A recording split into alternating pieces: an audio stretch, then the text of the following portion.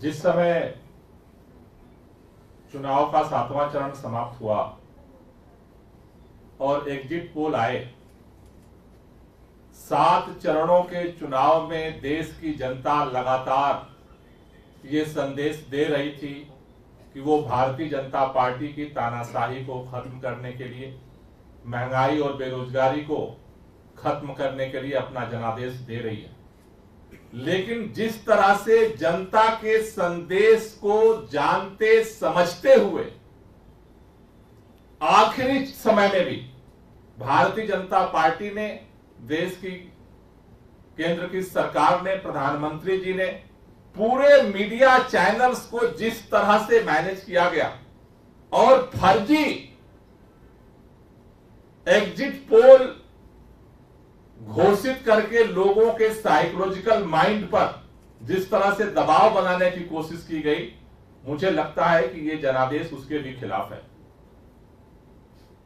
आम आदमी पार्टी ने शायद इस देश के अंदर जितनी पार्टियां हैं, सबसे विपरीत परिस्थिति में हमने ये चुनाव लड़ा और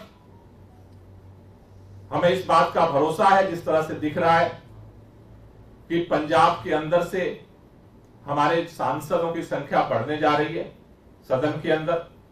दिल्ली के अंदर भी जिस तरह से भारतीय जनता पार्टी ने सोचा था कि अरविंद केजरीवाल को, मनीष सिसोदिया को, सत्येंद्र जैन को गिरफ्तार करने के बाद पार्टी खत्म हो जाएगी।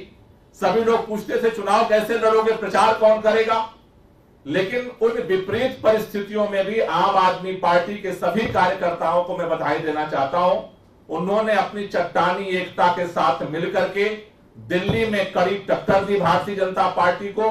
और हमें जिस तरह का अभी दिख रहा है कि दिल्ली के अंदर जो मार्जिन था भारतीय जनता पार्टी का, काफी बड़े पैमाने पर कम होने जा रहा है।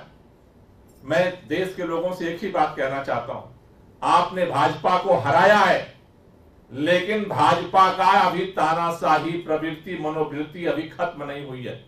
इसलिए इस देश को बचाने के लिए, संविधान को बचाने के लिए, लोकतंत्र को बचाने के लिए हम सबको मिलकर के इस लड़ाई को आगे लड़ना पड़ेगा।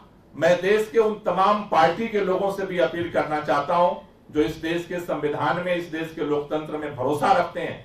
अपने अंतरात्मा की आवाज को सुनिए और इस देश के अंदर देश की जनता का जो जनादेश है उसे स्वीकार करते हुए इस तानाशाही को हटाने के लिए, संविधान को बचाने के लिए, एक लोकतांत्रिक सरकार बनाने के लिए आगे बढ़िए। मुझे भरोसा है कि जनता ने जो जनादेश दिया है देश की सभी पार्टियां सुनेगी, क्योंकि भाजपा के पास बहुमत नहीं है।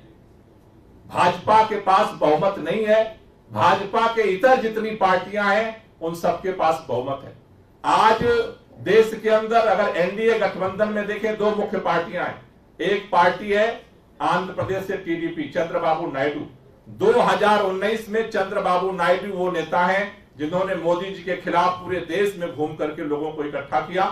दूसरे एनडीए के अंदर नीतीश कुमार जी हैं जिन्होंने इस बार घूम करके देश भर में नरेंद्र मोदी जी के खिलाफ अभियान चलाया।